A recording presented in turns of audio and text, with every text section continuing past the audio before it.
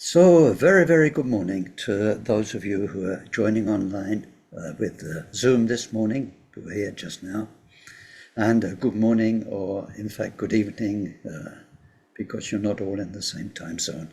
So it's late in the day and early in the morning for some of you.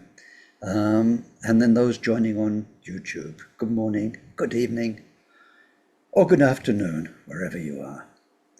Today, this is the first of a series of 10 teachings on Khenpo Tsultrim Gyamtso's Progressive Contemplations on the Stages of Sunyata.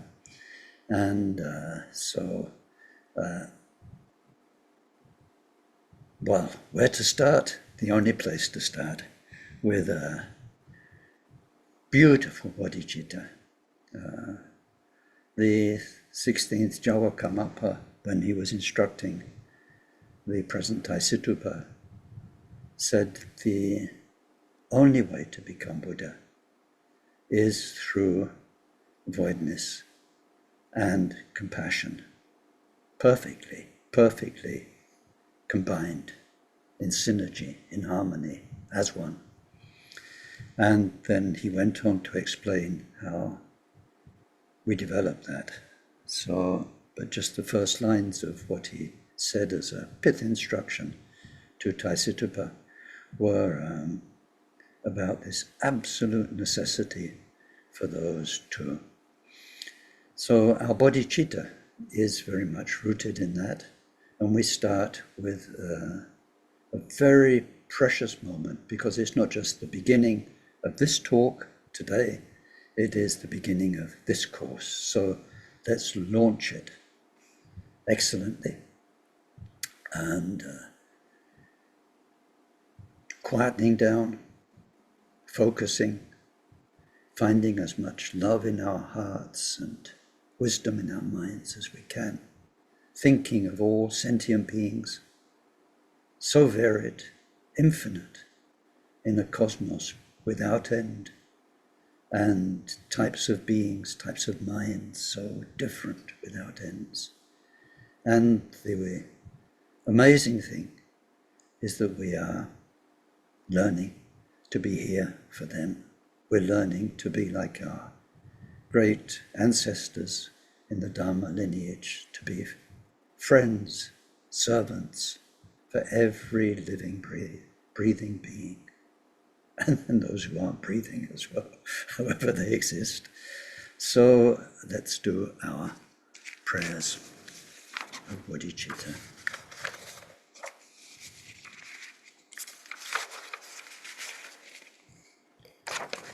We take refuge in the Buddha, in the Dharma, and in the community of most noble minds. From this moment on until we reach the very heart of enlightenment. Through our practice of generosity and all 6 transcendent virtues, may we reach total awakening and every enlightened quality, to be able to truly help sentient beings so lost in samsara. May each and every being be well. May they live long, be healthy, be well provided for, have good friends,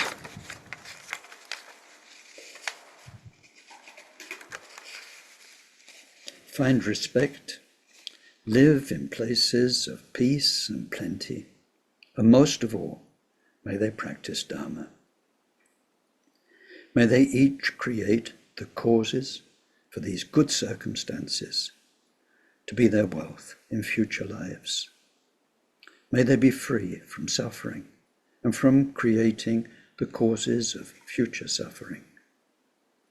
May they discover the natural, sacred well-being totally beyond suffering, and attain the great equanimity that's free of closeness or distance from anyone. Dhyata shame shamavati shameta shatra Om kurim mara jite karota keyorite juwate ulayane pishuda Nimale malapana ye kure kaka grase grasana umuki paramuki amuki Shamedavane sawa graha bandhanane nigri dva sawa bhava pravadina vimukta marapasha savidva buddha mudra anurgatita sava mare putsarita parishude biga shantu sava mara kamane.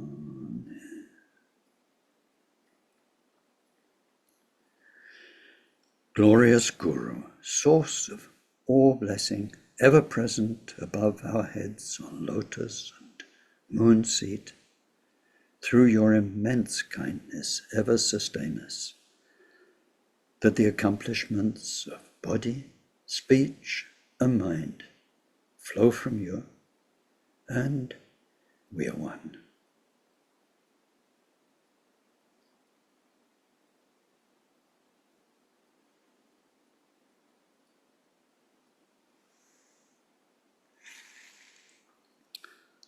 Thank you. I have to stop in the prayers to turn off the fan because it was creating chaos with my papers. But I need it. It's hot. It's hot here.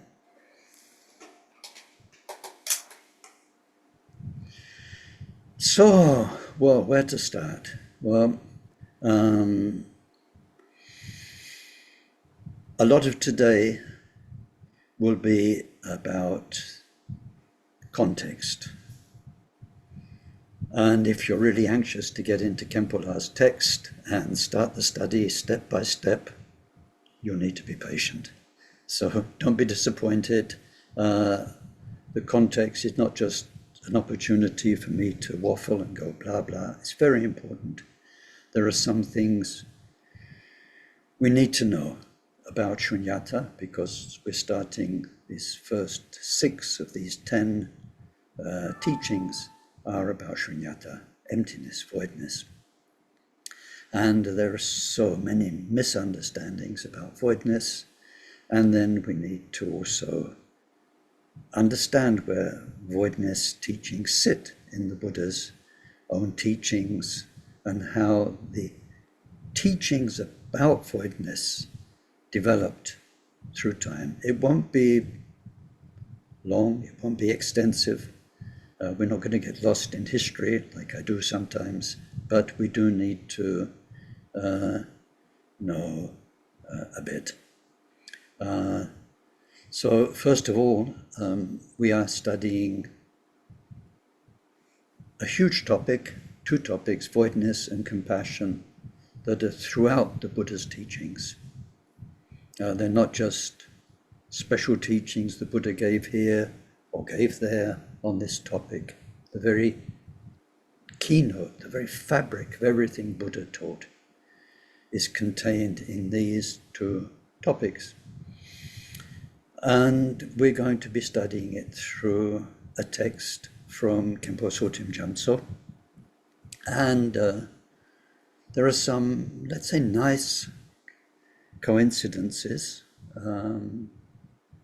As you know, like all of us will do, Khenpo Tsultrim Gyamtso passed away recently. And just now, in Nepal, they are spending a couple of days on the ceremonies for his cremation after the 49 days of prayer and so on. So I have quite a few friends out there, and so that's happening in these days. So it's a very great honor to be able to explore Khenpo's text here. It wasn't planned like this. I didn't know this has been planned for some time, but it just so happens like that. So it's like beginnings and ends. It's the end of Khenpo's time with us here on this planet, and then its beginnings, because I first studied this text in probably 1978 with Khenpo, but how can you say, I was Khenpo's first Western student, so that just kind of happened. He was the abbot in Rumtek, so he was busy teaching Tibetans. And I mean, a few Western people must have seen him before me in Rumtek, of course.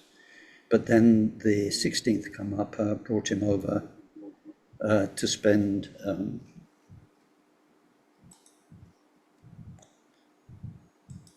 to accompany him. In 16th Karmapa spent 6 months traveling around Europe, and he brought Khenpo over to be his abbot for the tour, to give teachings. And because I was one of the organizers for the tour, and then the Karmapa said we should study with him every day. And it was doubly funny because my Dharma name happens to be Tsultrim Gyamtso.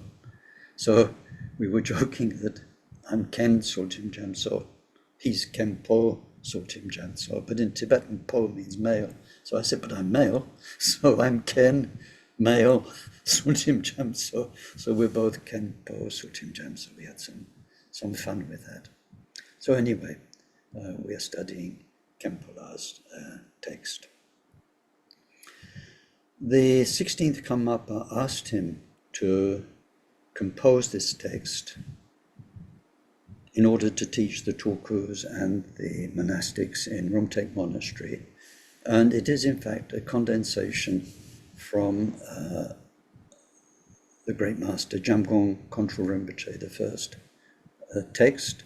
Now he wrote, some say it could be the longest text in Tibetan literature.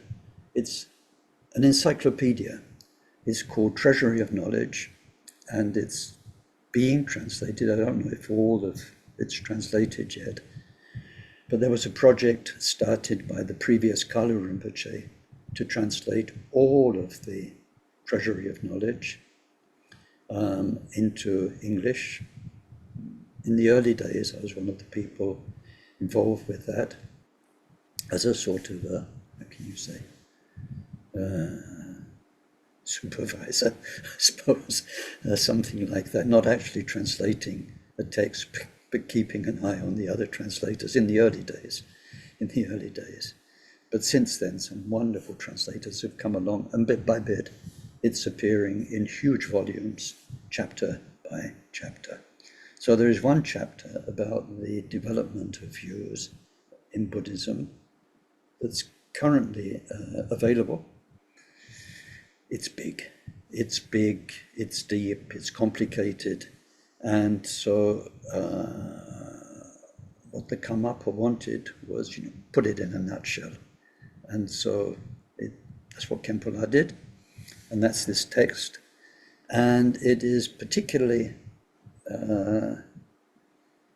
from a point of view of meditation, the actual title says this is how to contemplate the various progressive stages of sunyata. So let's start there. Progressive stages of sunyata. What are you thinking? Are you thinking? Progressive stages of sunyata. Isn't there just one sunyata? Or are there many shunyatas?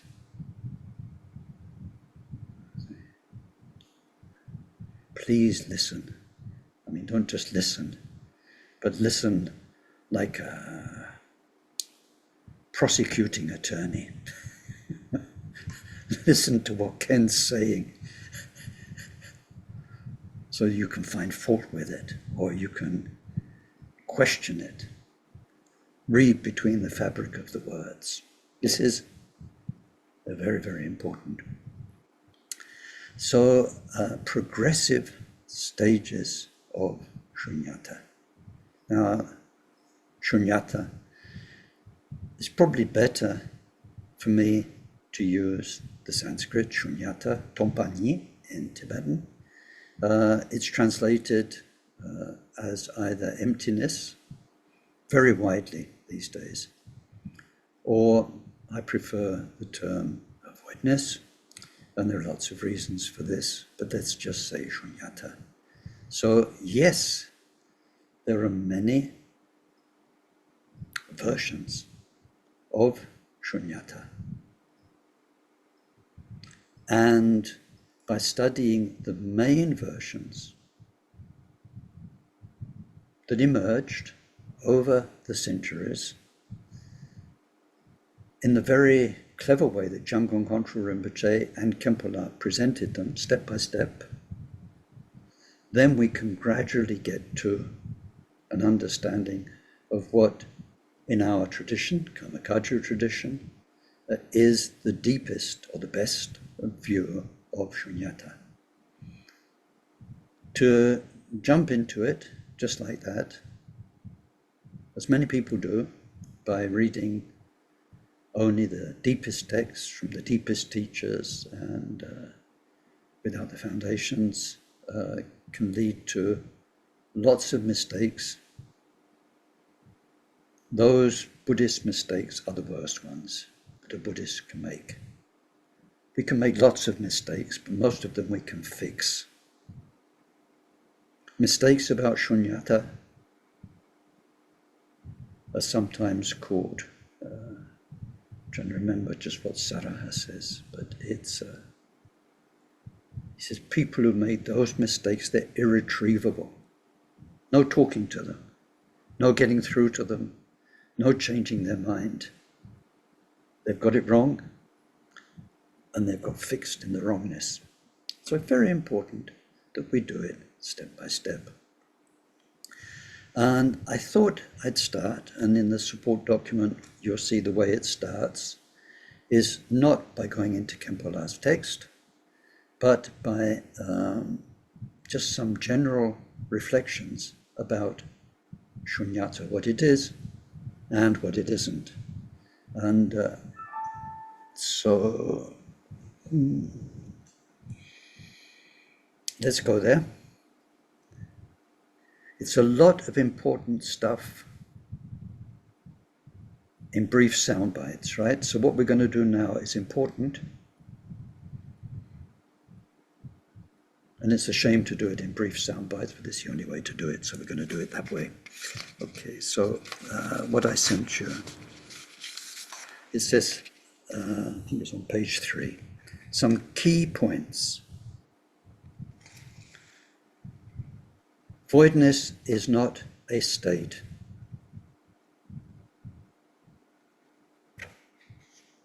Many people think of it like that. It's like a kind of on a shop, out to lunch. And some people are out to voidness, meditate. It's in the void, in voidness. Doing voidness meditation as though it's a state. Now, there are lots of states of meditation. I mean, meditation is just exploring your mind. So there are lots of states. There are very spacious states. There are thoughtless states where you're not thinking anymore. Those of you who struggle with shamatha, busy thinking, distracting mind, and no thinking, just quiet. And then samadhi, absorbed, where your mind is closed to your 5 senses. You don't hear, see, smell, taste, touch. Your mind is absorbed in itself. Many meditations like this, where, and then the formless meditations, infinite space, infinite consciousness, and so on. So many meditation states that are, I think, what many people think of as voidness. In physical space, we've got an idea now. You go out there in the sort of dark, and you can go for millions of years without meeting anybody. There's a lot of physical space out there, and they think that the void is kind of nothingness. Nothingness. Now, that is a major mistake in Buddhism. Buddhism is the middle way because it doesn't fall into 2 extremes One extreme is nihilism, nothingness.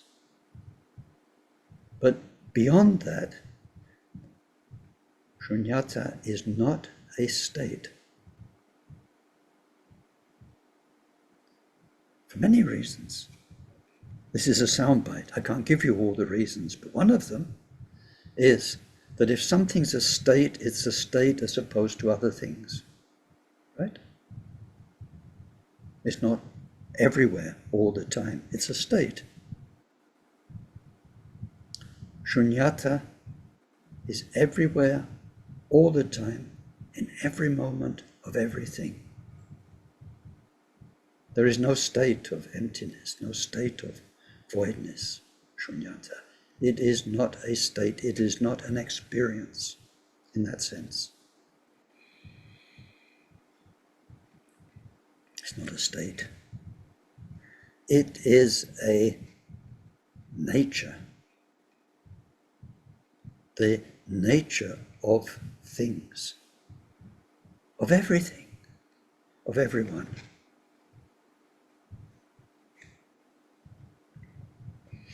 We'll come back to that.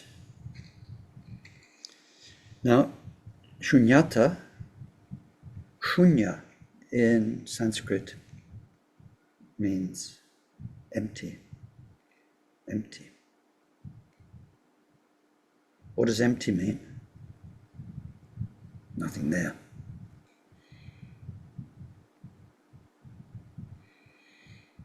So, what's not there? When we talk about shunya, shunya, shunya, and there is shunyata. What we translate as voidness and emptiness is shunyata. And the ta at the end is absolutely the most important thing. That ta explains it all. And in the beginning of, which text is it? I forget. I remember one text by Jamgon Kongtrul first. 17 pages about ta at the end of shunyata. 17 pages. So we say voidness. Ta is the ness. Emptiness. Shunya, shunya, ta. And in Tibetan, tompa, void, tompa ni, voidness.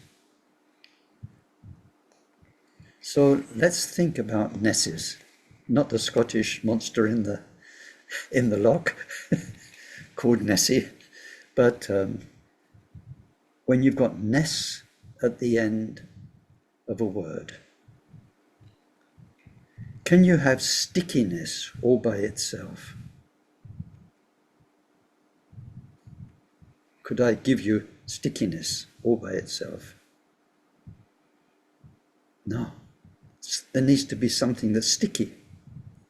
And then we talk about its stickiness. Loudness. Can you have loudness all by itself without sound? Of course not. You've got sound. It can be softness. It can be the sound, but then you can turn up the volume and turn it up and turn it up. Loudness of the sound. Smelliness. Can you have smelliness all by itself without something that's rotten, if you've got a bad smell? I remember once, a long time ago, there was a cat that lived here. It had had diarrhea on the back of the fridge on the hot element.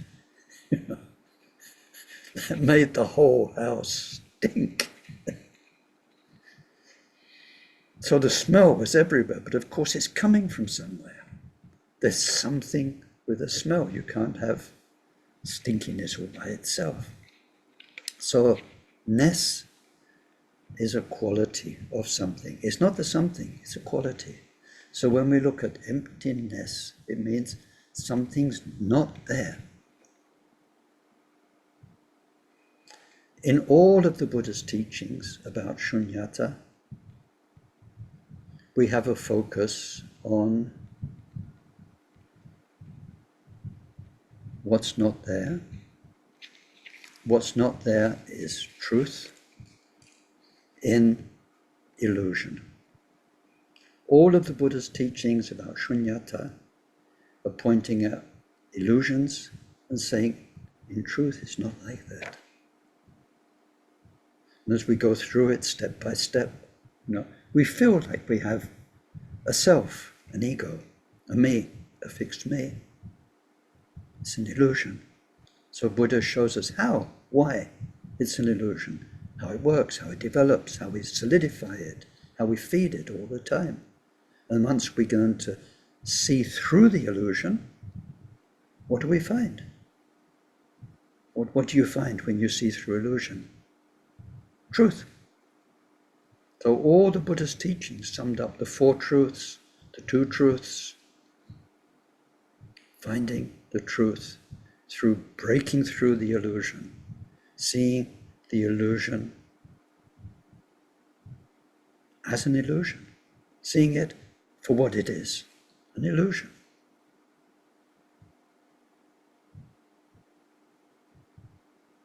And it's still there, but it's not there.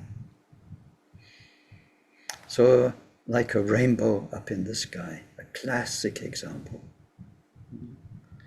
What did I just say? A rainbow up in the sky.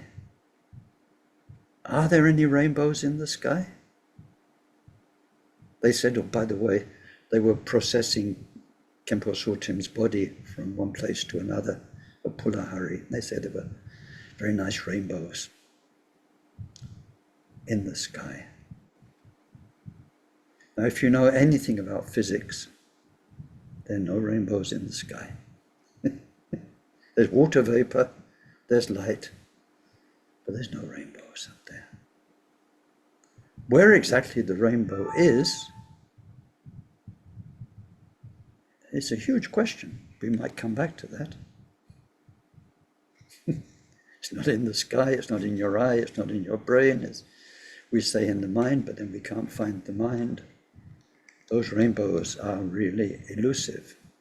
But if you don't know about physics, you can say it's there. Look, I can see it's there. Come and stand next to me. I'm taking a photograph. I've got proof, photographic proof there's a rainbow in the sky.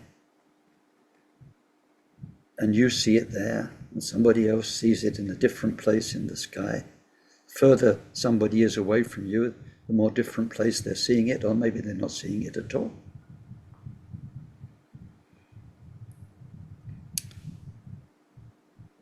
So, and then you could send up somebody with a helicopter and a walkie-talkie and a bucket. You want a sample of rainbow from the sky. You say, left a bit, no, left a bit, that's it. You're there, scoop it now. And the person up there says, but what? There's nothing. I can't see anything. And somebody 100 yards away says, it's not there. You need to go left a bit more and right a bit more. There's no rainbow in the sky. It's the coming together of so many interdependent circumstances give you the rainbow experience. And one of the points of these sunyata teachings, very important, is once you know through your physics about sunlight, water vapor, eyes, rods and cones at the back of the eyes, optical nerves, visual cortex, brain, all that stuff that's giving you the rainbow experience. Does it stop you seeing the rainbow? When you look at the sky, did it take the rainbow away? No. So in Buddhist terms, you've seen the shunyata of the illusion that there is something in the sky.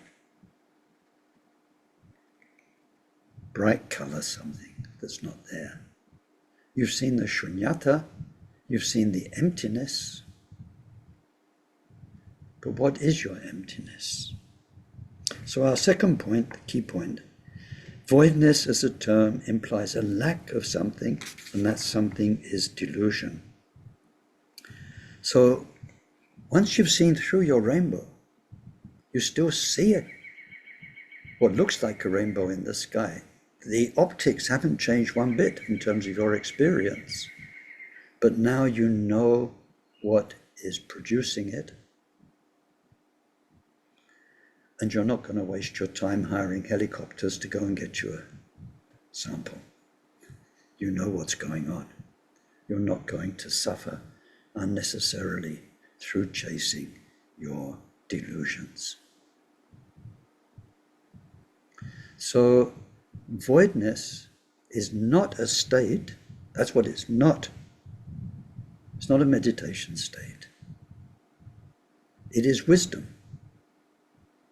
You can always equivocate, is that the word? Make the equivalence between voidness and wisdom. It's the wisdom, as it says on your page, that sees through delusions for what they are, because the truth becomes known. Example, knowing there's no rainbow in the sky despite seeing it. Now, next point, point 4, key point. Buddha taught two main areas of sunyata, voidness. Voidness of ego as an entity, and then voidness of everything, all other phenomena. Very practical. This is how our lives are, isn't it? There's you and everything else, and everyone else. That's how we function. You're a big deal in your life. You're not quite such a big deal in my life. Maybe if I was a real bodhisattva, you'd be as big a deal as I am for me. But see, Buddha's teaching is very practical. He teaches us the voidness of ego. Now, if we master that, if we understand it in the way the Khenpo and the Buddhist texts tell us how to master it, we will become free from suffering forever. We will become what is called an arhat. This is the basis of all our Buddhist journey. It has to be. Whatever fancy things you can get up to as a Buddhist. And believe me, in all the Buddhist world, the Tibetans got the fanciest of the fanciest. You've got, it's like a whole department store of things you can get up to as a Buddhist. And, and those of you who know it well, know it's just rich, let's say. That's a nice term, it's rich. If you walk into a Buddhist temple like Samiling, and you walk into a Zen temple, you'll know what I mean. Simple statue, a few nicely placed flowers, that's it. Or like, tonkas, statues, decoration, drums, musical instruments, everything, the whole shebang, as they used to say in English. So much, so rich. So there's a lot you can get up to as a Buddhist. But the basic thing that it all has to be for, that all that stuff is for breaking the delusion of ego, because it makes you suffer. And it makes you make other people suffer too. It's no good. It's got to go. Has to go. And if there's Buddhism without that flavor to it of getting rid of ego, then it's just stuff. It's just stuff. So the basic message of Buddha is about the delusion of ego. So like the rainbow, we understand how we feel like me, why we feel so strongly like me, why we are an individual stream of consciousness. That's what we are. We are something. Relatively, we're a stream of consciousness. Ultimately, we are Buddha. Relatively, we can change that stream of consciousness and free it. So when we understand our relative stream of consciousness, which will be you, which will be a unique stream of consciousness until you are Buddha, all the way through your worldly rebirths, after that, through the 10 bodhisattva levels, your story will be unique.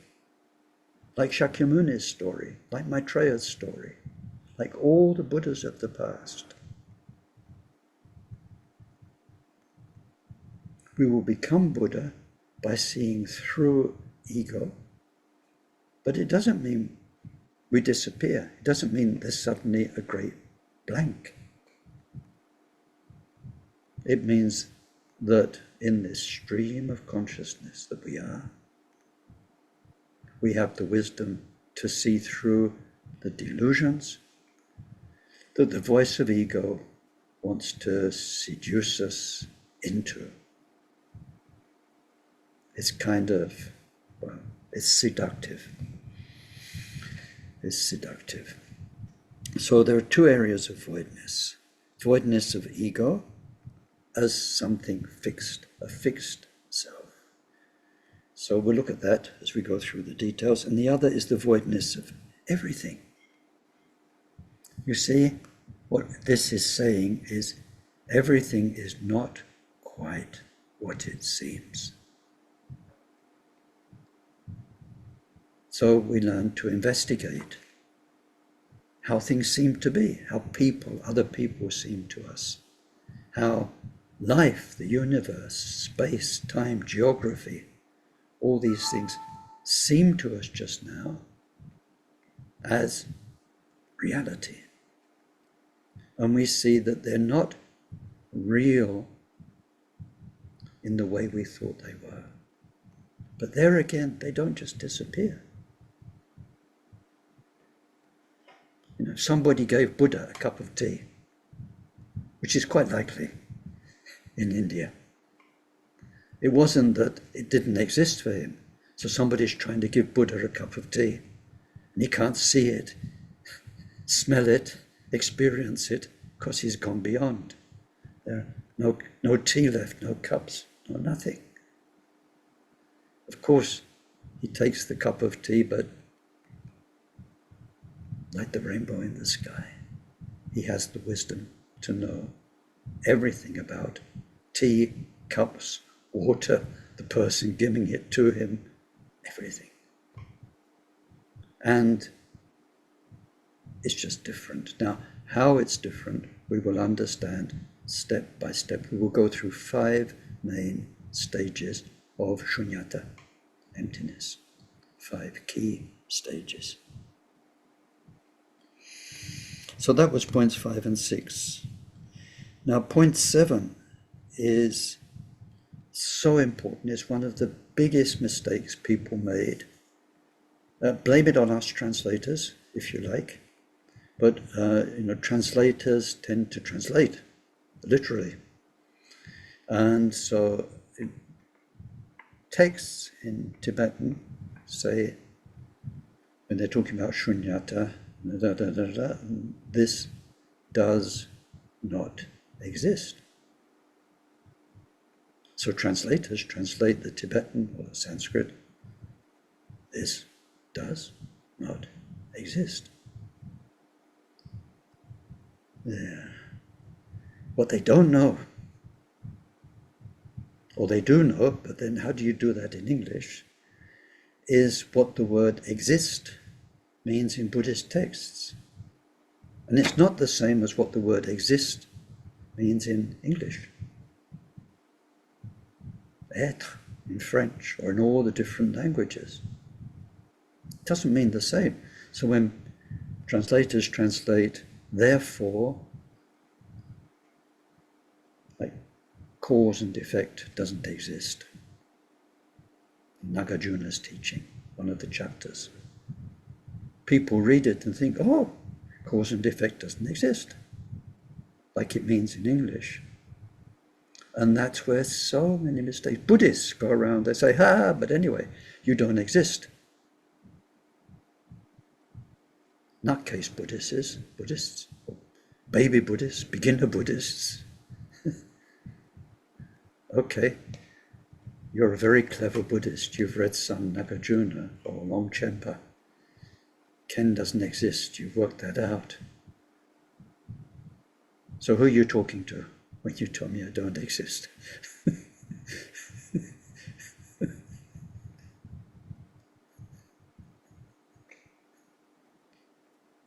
Really? If you're a Buddhist going around thinking he doesn't exist, she doesn't exist, who are you talking about? They don't exist. Was Buddha teaching for 45 years to nobody? That's a crazy person. If he knew that none of his disciples really existed, what was he doing filling up those 100 volumes of teachings about stuff that didn't exist, talking to people who didn't exist? That would be, no. We have people who talk to people, they say, do you remember when Wi-Fi earpieces first came in for mobile phones, and you first saw people walking along the street, looked like they were talking to themselves? You thought, suddenly there's a lot of people gone mad in my town. And then you realized, Bluetooth or one of these things. So, the word exist only meant one thing. Exists all by itself, independently.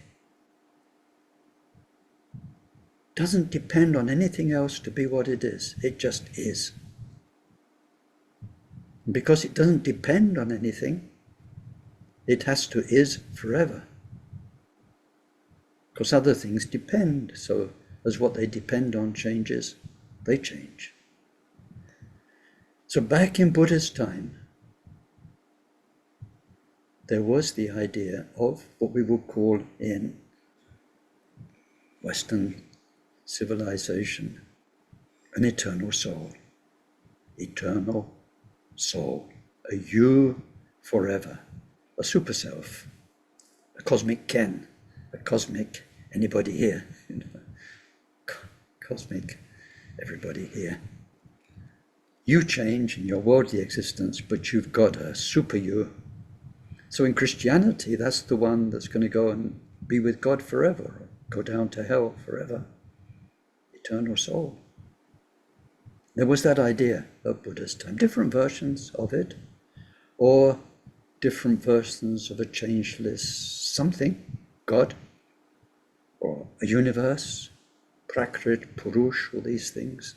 Different subtle versions of something that is forever.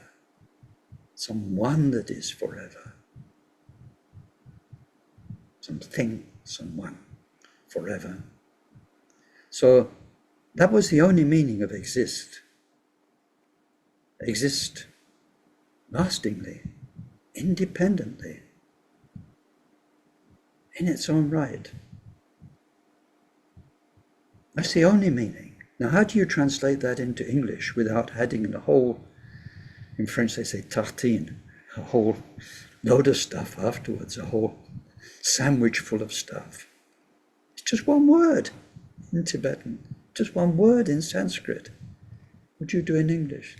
It doesn't exist lastingly, independently, but every time you write it, you put a footnote. So people read translations and they see, and they think Buddha's teaching means things don't exist. You don't exist. Now, if we look at most of Buddha's teaching, in all of its detail. Just now we finished an Abhidharma course together. We look at all of that. Buddha is teaching us how we exist. Not in the classic sense, in the English sense. Not in the classic Buddhist sense. Not how we exist forever. He's teaching us how we exist interdependently, impermanently, and without any lasting characteristic. He teaches karma, cause and effect, a stream of consciousness that we are, an ever-changing stream of consciousness. All of his teachings are the details of how that works, how it can go bad, how it can go well, how we can get out, how we can become like Buddha.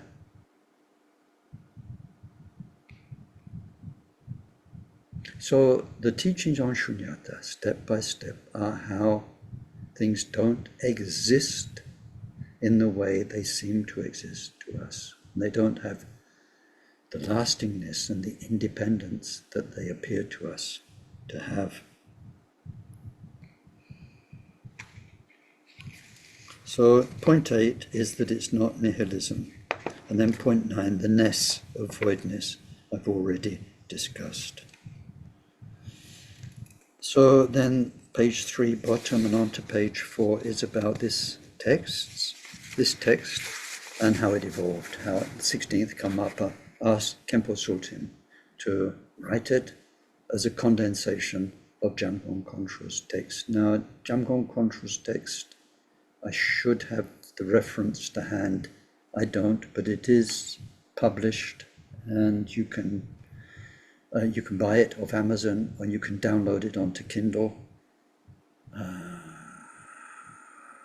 Good luck. It's a big text. So maybe we'll start with this.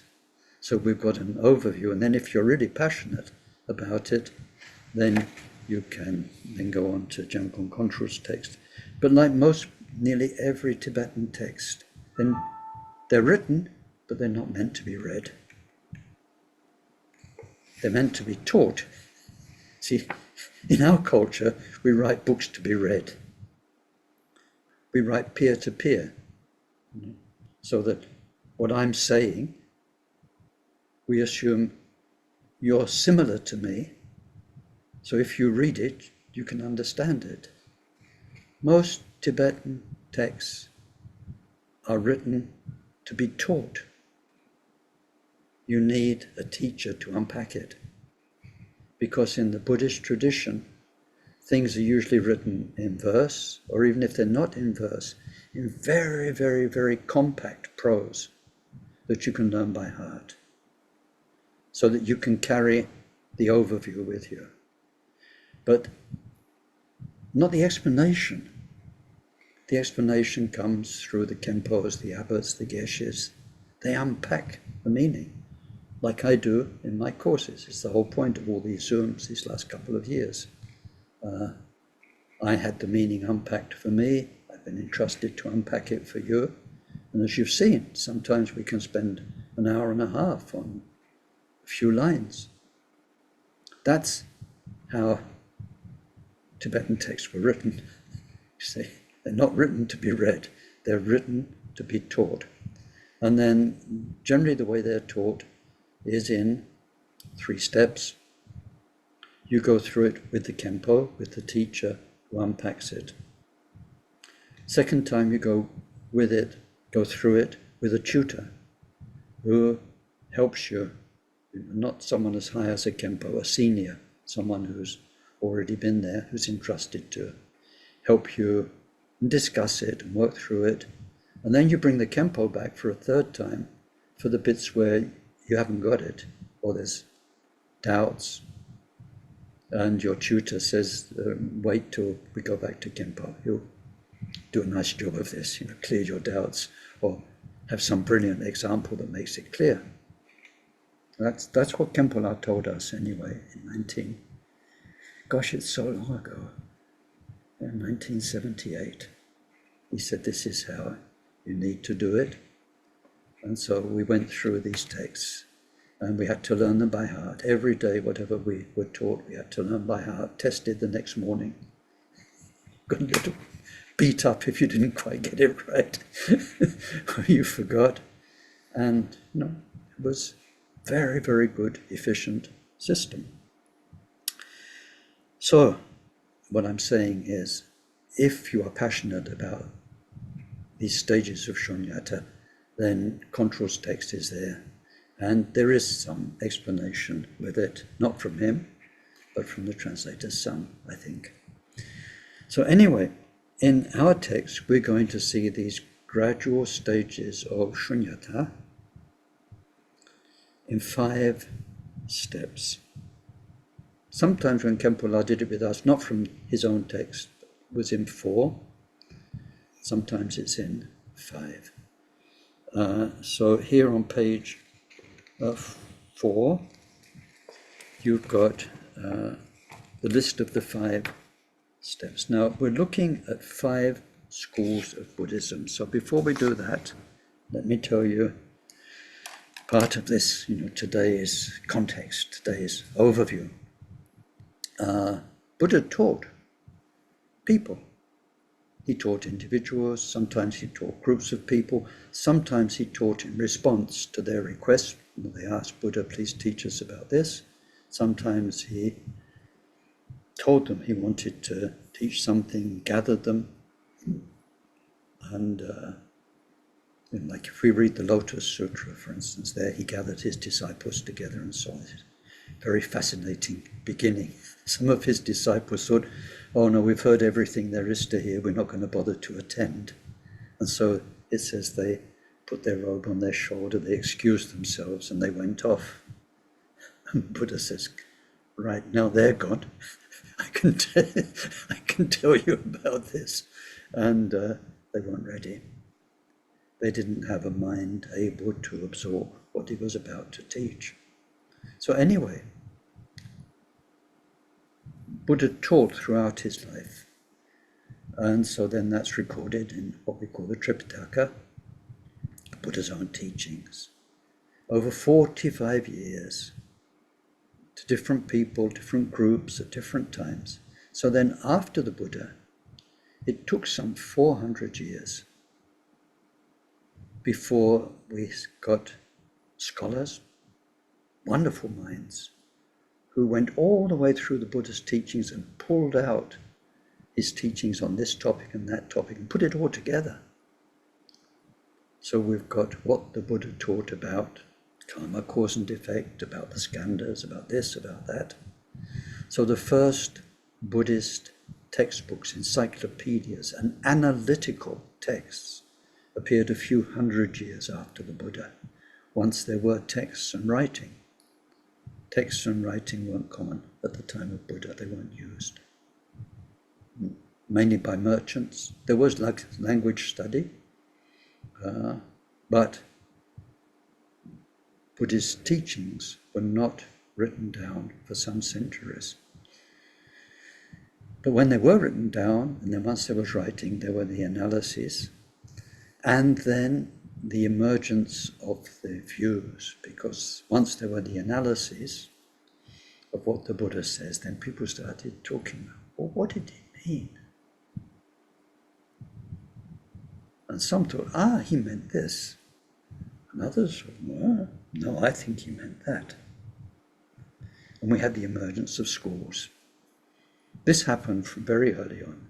This happened in words, not in text. This happened in words from almost the time the Buddha passed away. But the schools weren't formalized. They didn't have texts. They just had trends, let's say. So what we look at is that once there were texts and disagreement, then as the centuries went by, we have the first Abhidharma texts around the year 0, roughly.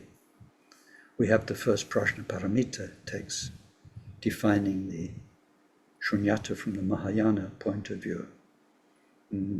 First, 2nd century, Nagarjuna, 2nd, 3rd century time, and then carrying on to a Sangha Buddha nature view, 4th century. So when we study these 5 stages of sunyata, we're looking at the schools that emerged and that from our point of view, from the Tibetan point of view, gradually got to the bottom of what the Buddha was talking about. So we're looking back at schools and we're looking back at history. But when we look at those schools, they more or less emerged through time. And what we're not going to do in this course, as it takes far too long, is start looking into the details, because we've got 5 schools here. But they've all got sub-schools, and their sub-schools came from this scholar, and then amongst his disciples, one of them said, no, but that's not quite right, and then they made another branch off school. So when we look at Nagarjuna's disciples, and Ayadeva and all of that, as we go through time, and schools, and then the texts, then it gets quite complicated. So it's wonderful that Jamgon Kongtrul first, and then Khenpo Tsultrim Gyamtso second, gave us this bird's eye view of what it took Buddhists 1500 years to sort out. We're so lucky. We are so lucky. We've got it on a plate, in a nutshell. I mean, if we'd have been in the 1st century of our era, we'd have been scratching our heads, and all people didn't have the text yet, but they don't quite agree. And what's the truth? And you go to this one, and lovely teacher, wonderful master, serene, radiant. When it comes to the view, not quite the same. We're so lucky. We're so lucky. And we have these living teachers now, great geshes, khenpos, and so on, who can explain these things so clearly to us. So in one way, it can be a bit of a heartbreak that we missed the Buddha. As far as an arrow goes, we missed the target by a lot, 2,500 years and a couple of continents. But in terms of getting to the heart of the Buddha's, what we call, it's called Gompa in Tibetan, the Buddha's sacred intention. We are so fortunate now. We should count our blessings for that. So fortunate. So we'll see these 5 traditions. First we look at the Shravakas. The Shravaka in Sanskrit, it means, it's quite interesting, those who listen, but it also means those who hear. You know, in English these days, some people say, do you hear what I'm saying? It means you listened, you heard it technically, but you're really getting it. So, and then of course this word is profound. So many scriptures start, thus have I heard. It means I heard it from somebody who heard it properly from somebody who heard it properly from somebody, all the way back from the Buddha. People who hear, who listen attentively, so much so mindfully, so aware that they get it as it's being taught. Transmission, we call it. Transmission. So we call them, or they call themselves Shravakas. And so these are the ones, we'll see their view later, but they fall into 2 main groups. And so there's Vaibhashikas, who follow a text called the Vaibhasha. Vaibhasha was the brilliant first great Abhidhamma text, and followed by many people. The great treatise. And then there are the Sautrantika. Sautra means sutra, the followers of sutras. Now, you might think the followers of the sutras would come before the followers of the great treatise, which is an analysis. Sutras are what Buddha said. the analyses that were made by later Buddhist scholars, we call them Shastra. It's not what Buddha said, is an analysis of what Buddha said, a report. So the great treatise, the Vaibhasha, which means great treatise, was a Shastra. You might think the Sutra followers came first, but it's not true. The Vaibhashikas came first, and they were trending. They were trending in the 1st century. They were, how can you say, the talk of the town, the flavor of the ice cream of Dharma of the 1st century. It's amazing. We have this book, this encyclopedia, which analyzes the Buddha's teaching so brilliantly. You want to know about karma, you don't need to go through the 100 volumes of everything the Buddha said and find this there and that there and think about it yourself. It's all sorted. You've got it. Chapter so-and-so, karma, cause and effect, everything the Buddha said, or the essentials of what the Buddha said.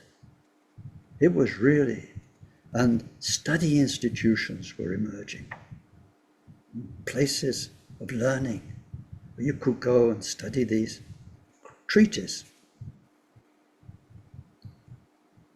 Great, huh?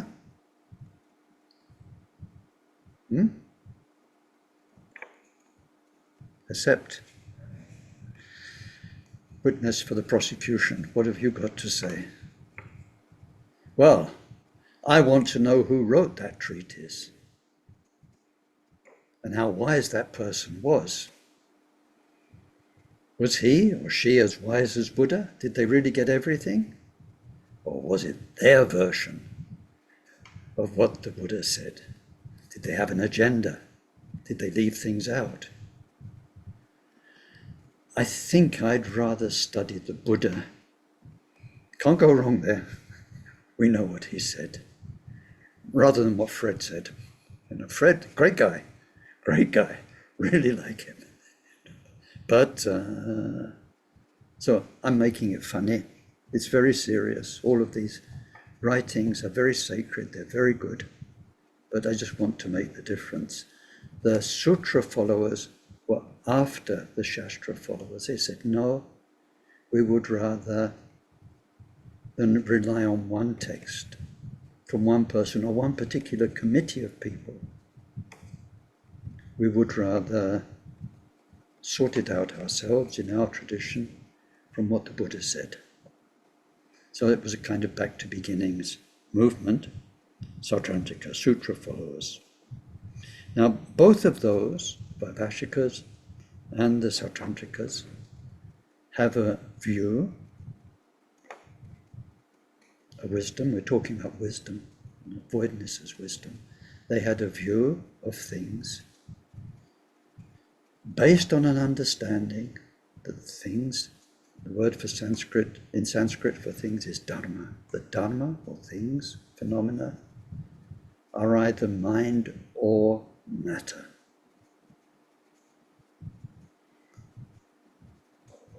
Buddha taught in terms of mind and matter to those who needed teachings in terms of mind and matter, who saw the world in terms of mind and matter. I mean, that's how they see life. You have to teach people in a way that makes sense to them. So when matter is very different from mind, and there's a whole material universe out there, and there are people out there with minds, but nevertheless their minds are wandering around in bodies, human bodies, frogs' bodies, dog bodies, all sorts of bodies. Matter, mind and matter. And when we talk about incarnation, they say you'll be reincarnated as a fox 500 times. I've seen predictions like that. What's the problem with being a fox? Well, it's a very material problem. We don't know what goes on in foxes' minds. But fox's life and killing and being an animal and all that kind of thing. The matter is very real. So Buddha taught much in those terms, mind and matter. So their view, their wisdom that gets them free from suffering forever, they achieve that. is based on mind and matter. So the Shravaka divides into two, Vaibhashika, Sautantrika. We will look at them separately under the general heading of Shravaka. Then number two is Chitta Matra. Chitta Matra, Chitta means mind, Matra means only, simply, just mind, simply mind, only mind, merely mind. Merely is not such a good term, it's a bit depreciating. So, the mind-only school, their view, which as you can imagine, means there's only mind. That's what they call mind-only. No matter. So that's very interesting. Khenpo was very interested in the crossover between how far science has got in the West and so on. So in the last 20 years, it's gone fantastic leaps and bounds. It's almost like mind only at one point. And then after mind only school, there are the middle way schools, Madhya, Maka. Madhya is middle, Maka, which is often Marga in India these days. Marga means way, it's street names. It's something Marg, something way. It just means way, street way. Broadway, for instance, in America. Broadway. And in India you get something Marg. So Madhya Marga, the middle way, middle path. There we get two main distinctions within middle way. Svatantrika, middle way. Sometimes they're called these days autonomist in translations. And Prasangika, middle way, consequentialists. We'll look at their view. Both of them, it's the middle way view. Now, there's a diagram. Have I got my diagram?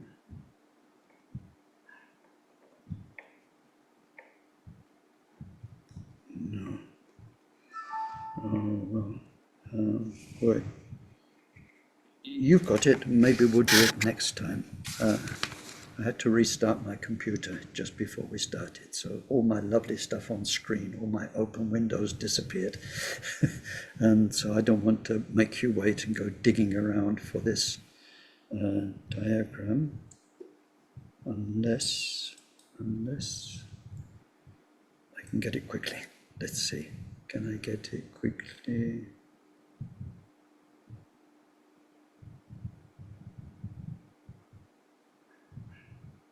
Yes, I think I can.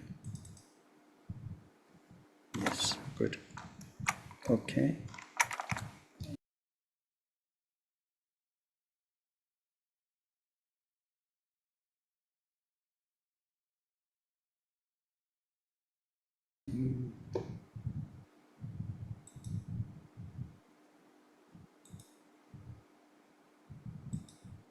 Can you put a hand up if you can see it? Diagram. Oh, okay.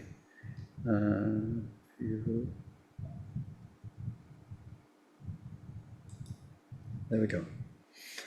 So this is another way of looking at our 5 schools. I'm showing you this because if you look towards the bottom, there's a thin blue line with India above it and Tibet below it. So we're looking mainly in this course at the teachings in India that went to Tibet. So you can see Vaibhashika and Sautantrika, green, they're the Shravaka schools. And then in Mahayana, the Bodhisattva schools, Chitta Matra, Madhyamaka, mind only, middle way. You can see the Madhyamaka in India goes down to the ones I just told you about, Svatantra, Madhyamaka, here, and Prasangika Madhyamaka, autonomy school consequentialists. Now, when we get to Tibet and the Tibet's great scholars, then we see that when they look back at what happened in India, Then we get two schools of thought in Tibet. Rang Tong, the Tibetan words, means void in itself. Rang Tong. And we get Shen Tong, void or devoid of other. They're not new schools. They're not new ways of thinking that emerged in Tibet. They are new ways of seeing what happened back there in India.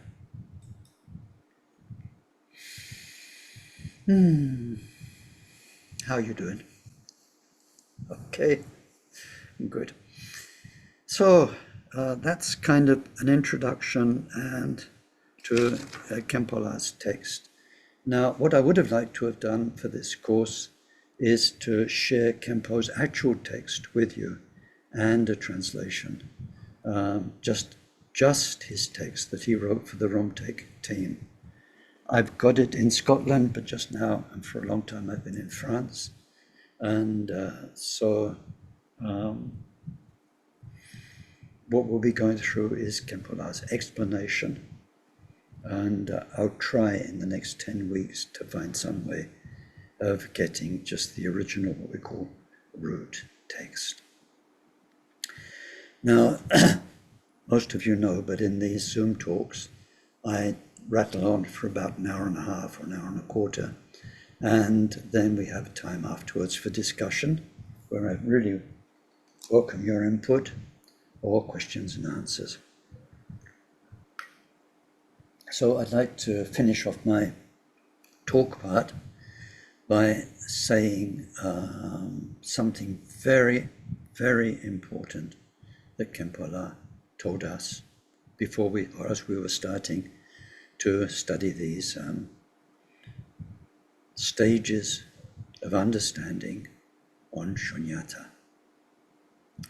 He said, please don't think that any school or any view is the best. Don't,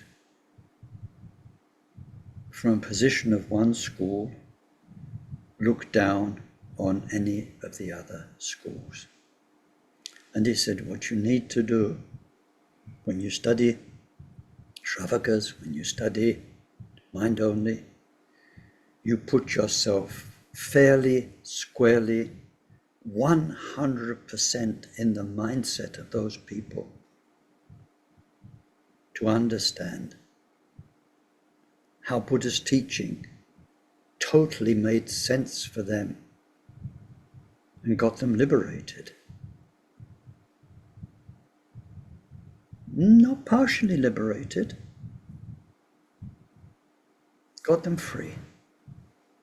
It worked for them because it talked to them in their language. I am talking to you now in English, and I hope it's making some sense. If I talk to you in Tibetan, there might be one or two people here who picked up a bit. Si je parlais en français, il y aura quelques individus qui comprendraient. So, just like that, we have a language. People have a mindset. And a good teacher teaches somebody in a way that makes sense to them. And just like it will make no sense if I talk to you in a language you don't understand, linguistically. So things that are senseless for people is no good. So what we'll see is how useful it can be. For instance, if you've got the Shravakas view of mind and matter, and you really get into it, you know, if you take Khenpo's advice and you live for a month like a Shravaka, where the world is so real and is so big, and there's reincarnation, you know, you're gonna get reborn, with a real body and all of that sort of thing. Scare the shit out of you. Don't do that. Don't touch that. You do that, you could, like that. It's very real. It's very real, and that's very useful. Because maybe bad habits you've had for ages, killing mosquitoes or bad speech to people. You just cannot bear the thought of hundreds of reincarnations as a result. It makes it very real, and that gives you a benefit. Whereas, if you are still in a very solid world, the way you relate to people is like that, and to life and life circumstances. If you start hearing, anyway, it's all illusion, it's all emptiness, you're not doing yourself a favor.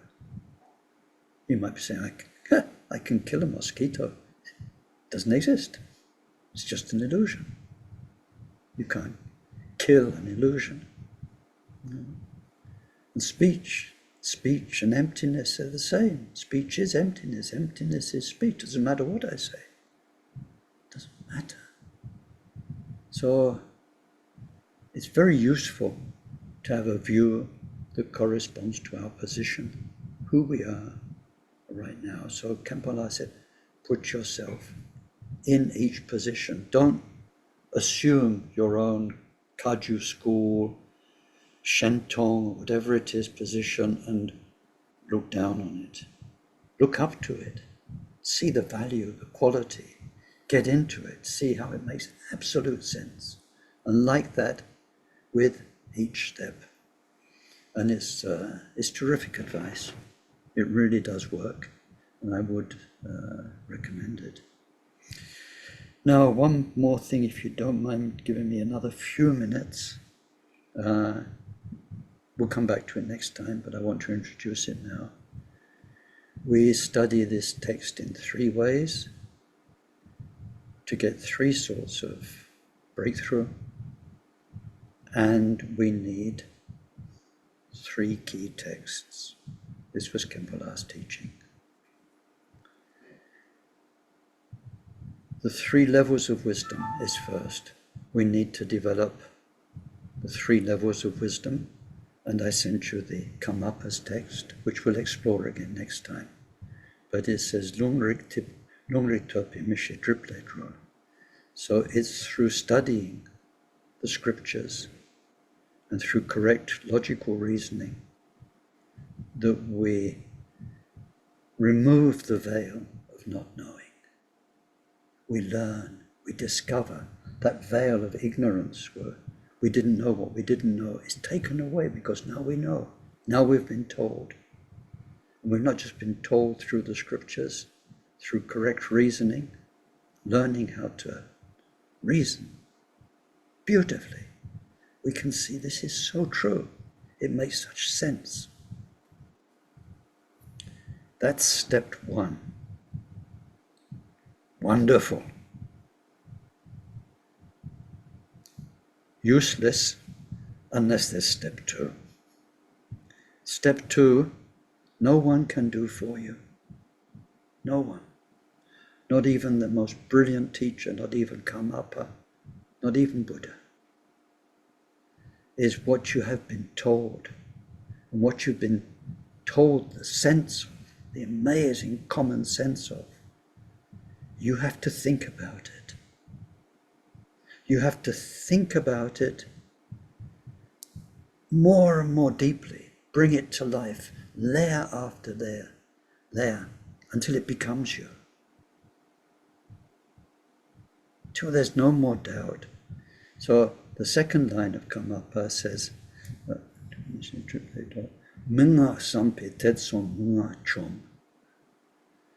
through receiving the oral instruction, then the darkness of doubt is destroyed.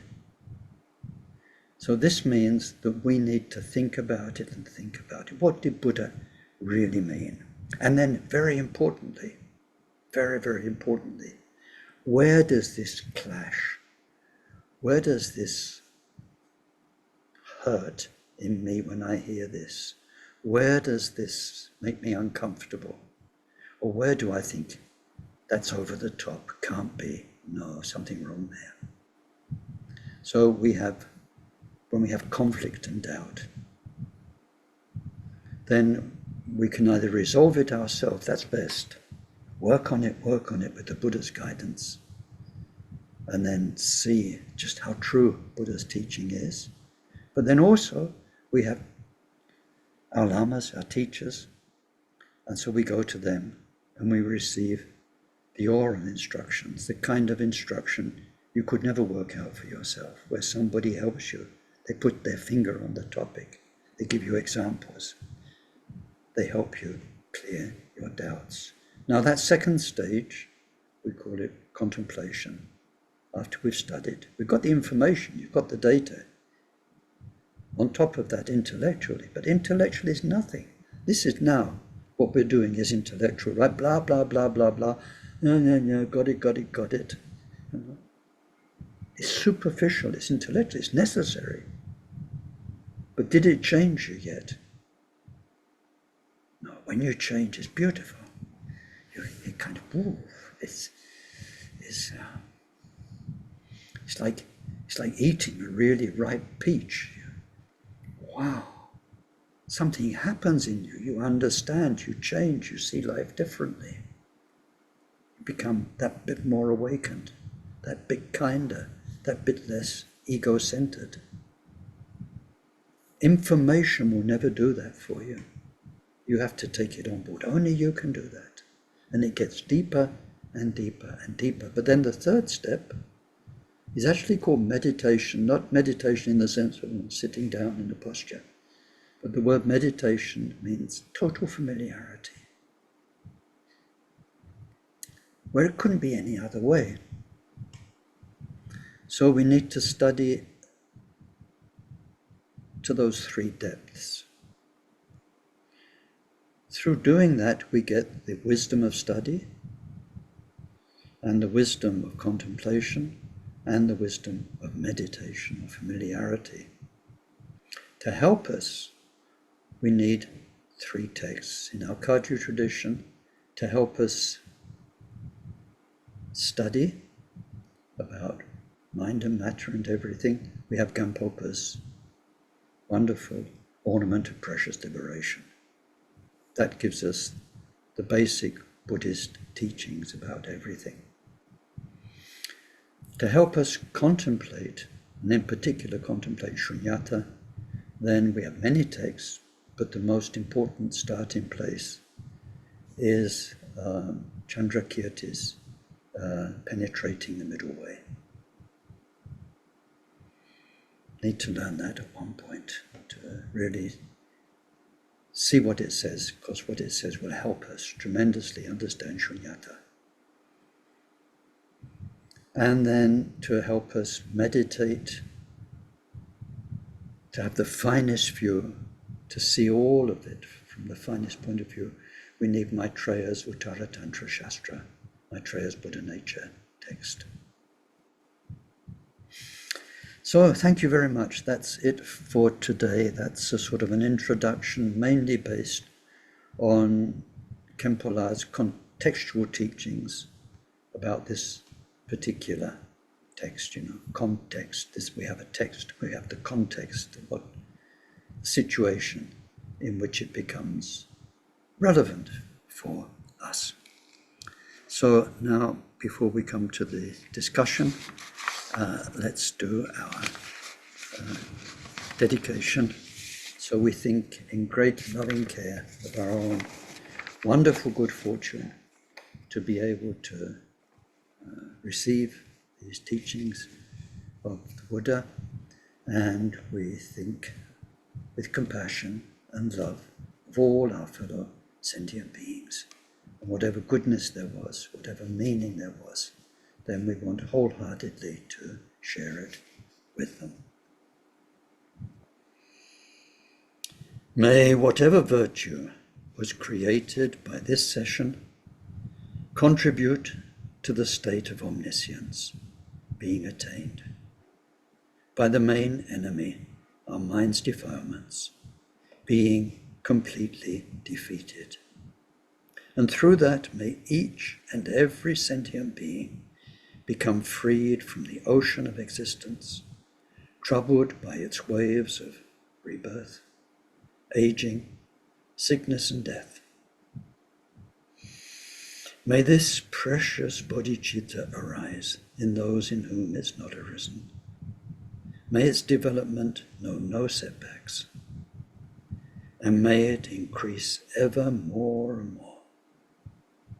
Through this virtue, may we quickly achieve Mahamudra and establish every single sentient being in that same accomplishment.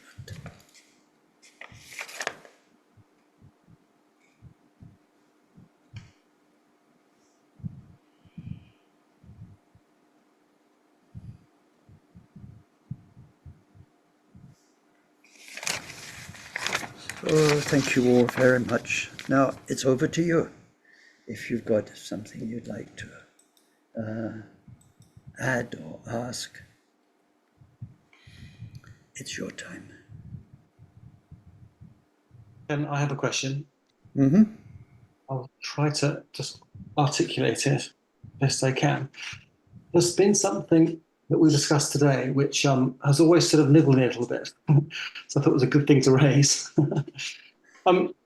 Because I've read many times, I've heard you say many times about the two sort of extremes of things last forever, eternal souls, that sort of a thing, and the other extreme of nothing exists, nihilism, all that kind of stuff. Mm-hmm.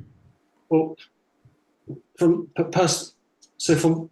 my personal experience, and it will be for my two brothers, for example, as well, we're all scientists. We've grown up in a very scientific family. Mm-hmm. I study nuclear chemistry, so I can look at a table and understand what's going on the inside of the wood of the table, sort of thing, the different energy levels of nuclear, for example. So it sort of means I've never sat on either one of those two extremes. And if you ask those questions to me before I met Buddhism, or if we ask my brothers today, just to take them examples, who know nothing about Buddhism, they would not say, I would never have said, no, things don't last forever. Of course they don't. But of course, yeah, things do exist. But that sort of insight doesn't mean anything. It doesn't make any greatness for me or my brothers, for example. So I'm wondering what's going wrong there. Nothing. It's wonderful. What's the significance of that? It's wonderful. It's the gift of the 20th and 21st century to Buddhism. It's an apprenticeship. But what does science deal with? Matter. If you look at the whole history of science, what it's studying, the tools it uses to study it, and so on, is very material. Very material. So now, it's amazing. We need to apply what we know about matter to the mind. And we need to look at our emotions, our thoughts, what we project onto reality and other people. Like other people, they're just Brownian motion of millions of tiny subatomic particles. It doesn't mean we don't fall in love with them. Right? So you can understand the physical absence of the two extremes. But what do people say? I used to marry people in Samiling. Marry people, and they say, I want to be with you forever. But the person who's saying that and the you they're talking at won't be forever the same. In fact, it will be a nightmare if they stayed exactly the same. They'd probably get so bored after 2 years, but they're going to change, So the way we relate to our own body, health, and then, in science, for instance, this wonderful apprenticeship for causality. We know about cause and effect. You say that can't happen, the causes aren't there. Or if these causes are there, this is bound to happen. You put that in the oceans, 10 years' time, this is going to happen. But if we apply, and you have to learn it first to apply it, the Buddha's teachings about mind, stream of consciousness, reincarnation, past lives, future lives, then do we act in a way that's aware of what Buddha teaches about suffering, the 6 realms of suffering, why we get reborn in this realm or that realm. So it's not different. It's a different realm of application. And so that's where, when we look deeply at this real meaning of not the 2 extremes, it's also in stages. It's like Khenpo's 5 main stages of the Buddha's teaching. The 2 extremes at the beginning is not hedonism and it's not asceticism. That's we see the Buddha's life. He had the hedonism, however you say it, at the beginning. He had everything. Everything. If there was Hello magazine at the Buddha's time, he'd have been in it every week. He was like superstar. He was wisest, richest, had the most pretty girlfriends and all that, everything. Sportsman, he was the lot. And then afterwards he was an ascetic. But then when we go to 2 extremes, in the Mahayana, it's when you really get into it, and really deeply, and then you come out of it again and you've got a bit of perspective. It's basically, is there sacred or isn't there? Is there something going on behind all of this? And if so, what? So most religious people do feel that there's more than just life. There's more than just you've got one life and milk it for the most, and that's it. They feel there is something deeper, something more sacred. So then some people feel it must be God, the wonders of nature and so on. It must have been a God to create it, and then so on and so on. If there is a sacred behind this, and not just behind one life, once you've got the idea of sacred, at least most of them have got the idea of afterlife. Depending what we do here, that's what happens afterwards. So then it's in sorting all of that out that we get the 2 extremes. The one extreme is there is sacred, and sacred is virtue, it's goodness, it's kindness, it's love, it's wisdom, it's all those things, but basically there's a goodness to it. Just like with the opposite, when there's not love, when there's hate, and when there's stupidity and they rule, we can feel it's sick, it's not healthy. So there is a sacred, but then Buddha taught that it's in the very fabric of the way karma works and determines our own journey, our own stream of consciousness. And so there is no fixed soul, there is no fixed God doing it, but it's not as though there's no sacred. Does that help, James? Yeah, tremendously helpful on a number of different levels, actually.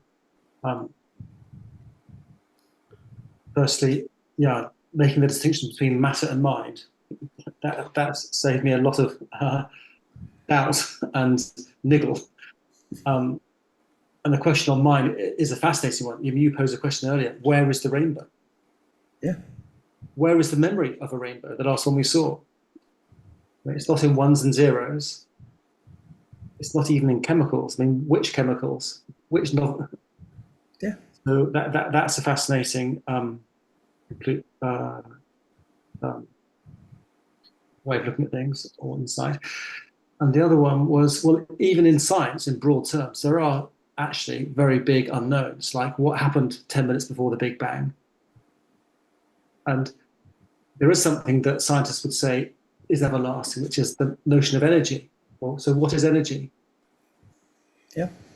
So actually there are... And you apply the Buddhist method, you get the same thing. You can't find it, ultimately, energy.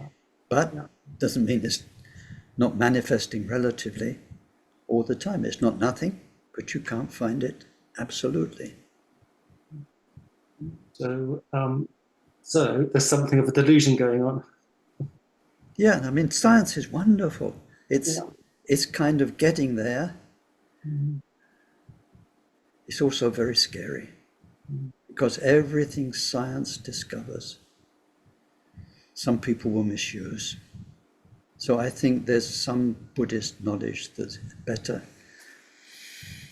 that people without commitment, without sacred commitment, don't get their hands on. I mean, I think in my lifetime, psychology has really, and knowledge of the mind has really become commonplace. And when I was young, it was much more rare. Very few people knew about it. It wasn't in everyday terminology. But I saw in, when was it, 70s, 80s, business management, they used psychology, how to manipulate people, how to make your staff work better, how to exploit each other. And people these days, they use psycho-language to exploit each other, punish each other, manipulate each other. It's terrible, rather than to be kind. So knowledge of the mind, some of it's self-secret. You could never explain it in words, thank goodness. But science in general, science is can be very supportive of Dharma and scientific training, especially, modern, what's should be assumed in university training, a questioning mind is very good. And Khenpo Tsultrim, and after Khenpo Tsultrim, one of my teachers, Khenpo Tsultrim Tibetan who lived in Tibet till he died, an incredible teacher. He was one of the present Karmapa's teachers in Tibet, and he said that we've got two types of Tibetan Rinpoche. He said we've got old brains and new brains. He said the old brains, they learned it all perfectly from their teachers, and they reproduce it all perfectly, and they won't change a thing. He said they're the old brains, thanks to them we have the tradition. But he said then there are the new brains who did what the Buddha encouraged us to do. And he said, and who did what we did in Tibetan medicine, because he was a great Tibetan doctor, his greatest probably, Khenpo Tsultrim. And he said, we were pragmatic. If a text said this plant does something, but it didn't do it, then we rewrote the text and we stopped using the plant. It wasn't because somebody said it. We tested it, and if it didn't work. So his curiosity, I spent 5-6 years with him. All the time he had these wonderful little notebooks and tiny writing, and he wanted to know about science, geography, the history of the earth, the inner body, the hormone system, all of this, to put it together with traditional Tibetan knowledge. So he said, we should apply the scientific rigor. And if something in, quote, the Buddha's teaching, not what the Buddha said, but what we've got handed down to us through history as what the Buddha said, because none of it was written down for centuries. And even from the time of Buddha's death, people disagreed. So if there's something in what we have as the Buddha's teaching that just is so obviously wrong, then it's not as though I have to accept that through blind faith. Thanks so much, Ken. You're welcome. Very helpful. Yeah, Terry. Hello, Ken. Hello. I know you have many of them, but could you please just share one story of your experience of being with Khenpo Rinpoche? from those days?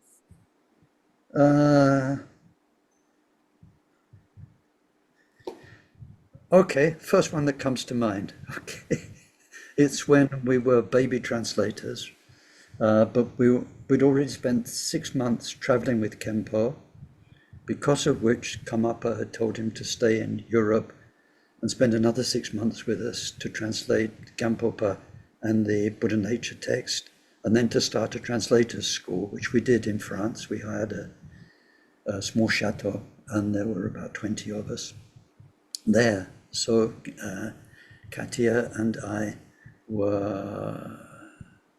didn't actually live in the chateau. We were commuting backwards and forth every day, long, 35 kilometers. But anyway,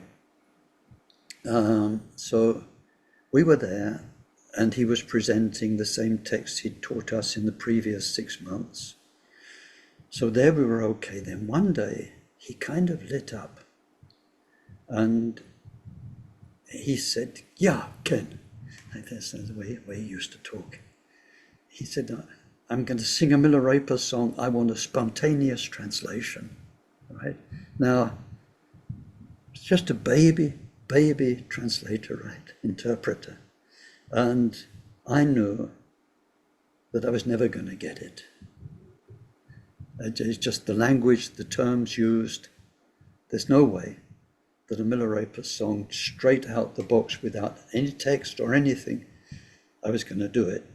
So I started singing. And then he did one verse, and he said, "Yeah, Ken, you translate." So I started singing in English, and he was there. He looked so happy. And then people started laughing. And he said, "What's going on? What's going on?" And I said, "Oh, do you want to know what I'm singing, Khenpo?" He said, "Yeah." He said, "You're singing Miller." I said, "No, I can't understand it. I'm singing this poor old Khenpo thinks I'm singing Milarepa, but in fact, I'm just saying the first thing that comes to my mind, just so he looks happy." And he gave me a big swipe like that. And then he burst out laughing. And he found it, so that sort of, it was a bit of drama for the other people there, because I'd been sacrilegious in one way. But once he started laughing, they could all sort of relax and laugh. But it was nice, because that's the first time he ventured, to a Milarepa song spontaneously, without the, working on it with the text first and working from something. He was, and it was interesting. It was interesting because before he came, in 77, the Karmapa was already traveling. He'd been to America. He was with a group of about a dozen Rinpoches and Lamas. And then when he knew he was going to be in Europe for a while, he summoned Khenpo over, and it took time to get his papers. So he joined us in Paris. And what we'd heard before is that he's incredibly strict and serious, like solemn. People who met him said he was like that. And most people who know him since in the West, he wasn't like that. So when he came, he was like that, and he was with the Karmapa all the time. And Karmapa kept everybody in order, let's say. So Khenpo La was quite serious all the way through the 6 months of our traveling together. And then once Karmapa told him not to go back to Rumtek, but to stay in Europe with us, then Karmapa, all the Rinpoches had gone, and he was there. We were in Dapokajuling, which was a piece of land given to the Karmapa, but all that was on it was a very old farmhouse. There was nothing more. So he was there, and the other person that Karmapa brought over was Gendun Rinpoche. Gendun Rinpoche had done 23 years in solitary retreat, mainly in caves, like Milarepa. He'd lived off grasses around his cave and turnips, raw turnips. And he'd been so long in silence, he had no voice left. He was just like, I could barely speak because he'd been silent for so long. But an amazing yogi. So we had these two. So Khenpo's context changed, and gradually we started to see the smiles and the laughter and the jokes and the pranks. And it was a very, very interesting 6 months from that point of view.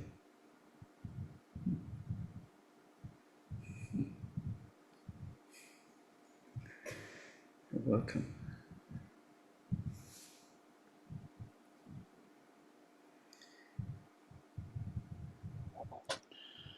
Hi, Ken. Earlier, when you were responding to James's question, you were talking about science and sacredness. I hesitate to recommend any more reading because we all have so much reading to do. But in relation to that, there's a very good book by the Dalai Lama. It's called The Universe in a Single Atom: The Convergence of Science and Spirituality. It covers many of those sort of issues that James was raising. Good, thank you. Yeah, it's amazing. People like Dalai Lama, Karmapa, Taisitupa, they draw great minds to them. So, they get great people to work on books. And like the Karmapa's giving a course just now about origins of Tantra and Buddhist history. He's obviously had access to some brilliant researchers, and he's injecting that into the Tibetan knowledge system. And same as Dalai Lama's, they made a whole series of textbooks they published in Dharamsala, I think a year or two ago. It's called The Science of Mind, I think, where it's been years of dialogue between geshes and some top scientists. Wonderful.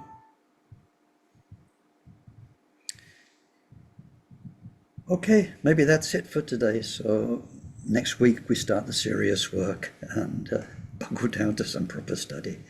Okay, wishing you all a very, very good week. We did the dedication, so go well. Thank you very much, Ken. Bye-bye. Thank you. Try everyone. Bye-bye. Thank you very much. Thank you.